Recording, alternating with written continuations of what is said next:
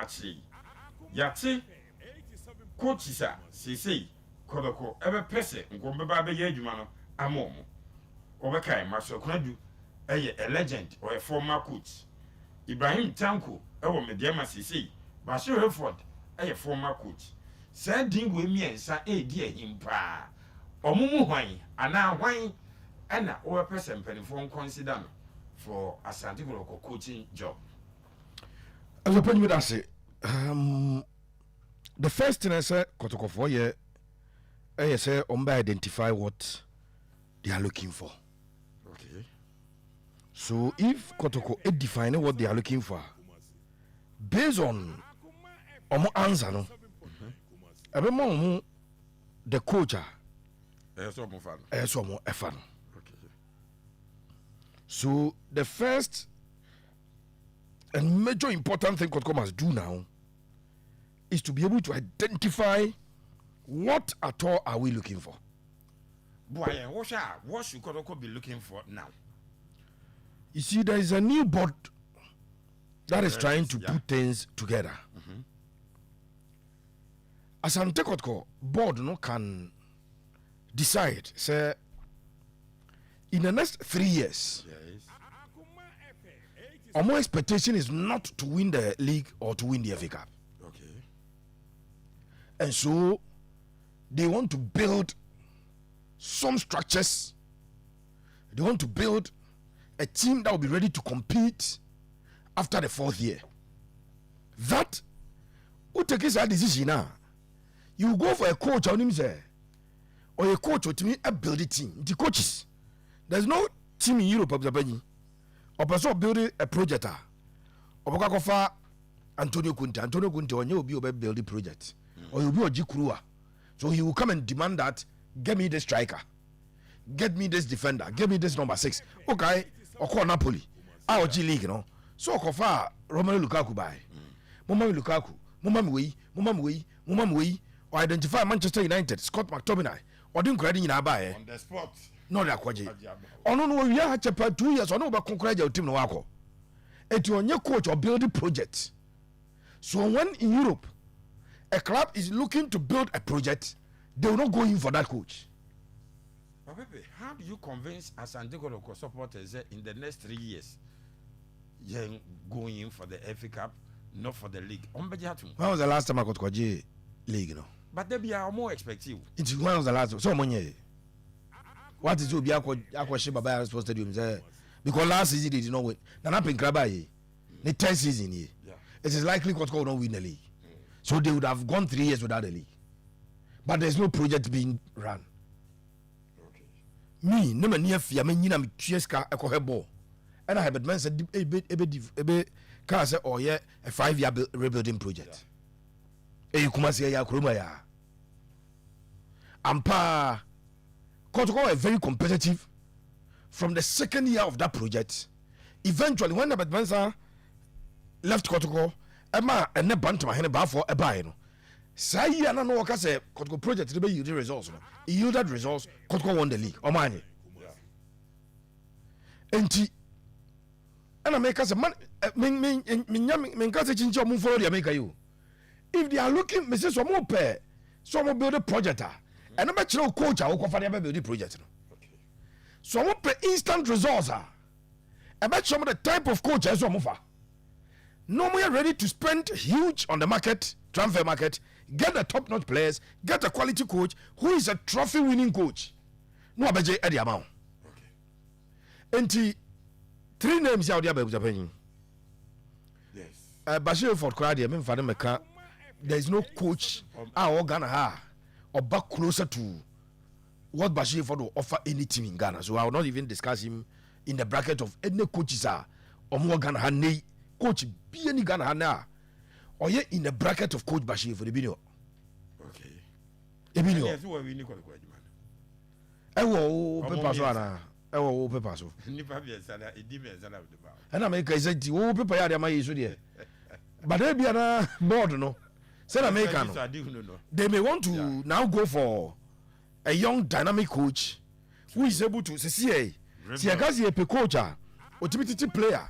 Eman the value cost on your coton. Sa coaches be answer dia mami. Tanko, because Tanko Accra Lions. And he developed a lot of the young players of Accra Lions. Some Konadu baby pay outside markets Edisika Accra Lions. So if that is what Kotoko are looking for, he will be the one our evaluation now. Say or no. Okay. Because Bashiru, I'll put him ahead of all the other two. Say a Bash, Ibrahim Tanko now. Maxwell Konadu. Enti mede Bashiru for because to a super he's at the apex. Okay. What will make somebody not pick Bashiru? They will tell you it's about his temperament. To bring Bashiru back to Asante Kotoko, some of the stakeholders of Asante Kotoko must be rolled into the idea because there's a long-standing dispute between some Kotoko supporters and Coach Bash. Say, Bashiru for America say, "I'm your Choba supporters." I sat with the man. He has explained his point that how was I going to call Kotoko supporters? Say Kotoko supporters, you know, Choba supporters. Now the back room, you know, Kotoko supporters in the video, my as experienced as I am as a teacher, me teacher, I'm charade. And I make me lump all Kotoko supporters together. I'm sure Choba supporters. But there are some people who cling on it today and still say a 2% appointment or no. And so yes, some consultations. Yes. Ideally, Kotoko, if they are interested in Bashiru, they should be interested in Bashiru for someone to never be a technical director for Asante Kotoko and a sporting director. When you say I to catch young players and develop them, he's there. Yeah. It's Ibrahim Hayford, Ekofa, near J. Free, not cheap. Oh, Ibrahim for so near Kaya. That I'm no more division 2. Yeah. Na Mamincha, there will be chanting ye. The late Sabuto. Eko head coach at the man not cheap. Yeah. And at the thing crapper, James Penny. Okay, Bash team. Yes. Bash, he always has the intelligence to blend the young boys and the experienced players. Yeah. Sarkos with team near what experienced players power. Near what very young boys. Samalinko came from Windy Professionals as a young boy. Sarkos with team na a branch of Esperance called Champions League me. Harrison Afo. Asia left side. Samuel Inkumo right side. Then players not bad but two of them. Or the BH and time or the Bequin, but how many people gave Bequin that chance? And Bashiru is there, up there.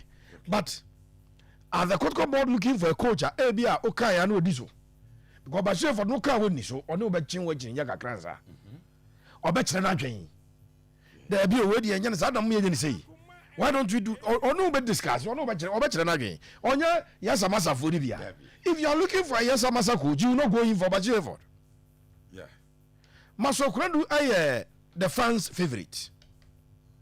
Yeah. On no grounds, yes, I'm for a and say, who did ya? Unim. Omomu eka debiri nyina no omukabi nim tze de memkabi nim ya. Okay. Cause what you tell from kabi wo mu no. Especially when we ways a means ye ndro sampar. O di Jose Mourinho, Pep Guardiola na Maxwell Konadu be jino mbeko Maxwell Konadu. And Maxwell is also a winner in this country. Maxwell Konadu a winner. Oh Ghana. Sure. Waje trophies ni bi wa ha. Enti I would rather put Bashiru for say so be busa me madwen kire wa Asante Kotoko. Yenya Bashiru for technical director. Okay. Now onya oversight responsibility over the youth team. Kotoko youth team na eya de ba ko da o makoma so pa no. Yem fa say adwuma na emfa Bashikeli say Bash wadwuma pa nie o ye technical director. But youth team ne de ye de amount. Okay. And Uber players are obe churning out. Not just for Kotoko, not just for the transfer market, but even other clubs in the Ghana Premier League. Ebenyabi, all Heart of Lions. One name H. Dogley. One name Ismailado. One name Asante. But today, and Unim say, Kojo B Junior, I'm so Okwadiana Kakrao. From House of Fogo, that's why we are turning into a first experience of Libya. No young crying be able to pay no account no the youth team at the mount. A blend. me say Masokoro be guarantee you say Masokoro build the team head din so we be share no Japan. Like him or hate him. Say Maske ajibre e hye team e build the team of Japan. Head din pass say Masokoro team no. Ubetimi atwa fa no so jubo no obodro bibirebe untimi hye Masokoro. But Kotoko should build a certain structure. Na me catch you say Japan nya akono say Ebia Bashiru for technical director. Konadu and I say Ibrahim Tanko head coach. Now Nieji was one in the Lions. Now offer Bequin as strikers coach, but assistant coach. Now Olumuni on our CC. Our team manager, but already coaching lines. Now the Olumaka. No one build a certain structure where there is Konadu as the head coach, there is Bashiru as the technical director, and then up and coming coaches here. Or my Musia Debi. No more assistant coaches at the Asante Kotoko. Hamza, any technical director, Bash Abesaye, you've too much way. Who's a penny careful and carcono, but we are drinking. The paying for a person by the I think that the prerogative of Asante Kotoko board, no. But before they appoint a coach, Kotoko must define what they want. Sure. If you don't do that, you will come back to square one because Ebian work of a very good coach. Myself work of Roberto Di Zebi. Roberto Di Zebi no. Esen Koko team to say Toulouse, Strasbourg, on woman. Mid table team. Where would the for why are dear papa? Would the faith why are dear? But over develop players, ama all of a sudden say a players over a team now or coach now. Or price near 70 million euros, 80 million euros. Okay, oba Brighton, you are Brighton. After the Oko player we want, my sister said, near both say, Oko player we want. Na Juma no, but Marseille near trophy winning team. In spite of the fact that Marseille resource wise omonto PhD, but they think that Omona had the best team in France traditionally, so they should be competing them. No akofa coach or no or develop talent. Emomuji team yakoton odinaba. He is not a bad coach, but he will not fit into the scheme of your club because what your supporters are looking for. Unya. Send no touch and for Pama Thomas Frank. Yeah. Thomas Frank no te Brentford yen adwuma. Adwuma no why Brentford the pay. Fe. But on your coach or up there where you expect him to be winning Europe play or be on this, then you decide to go and bring that coach.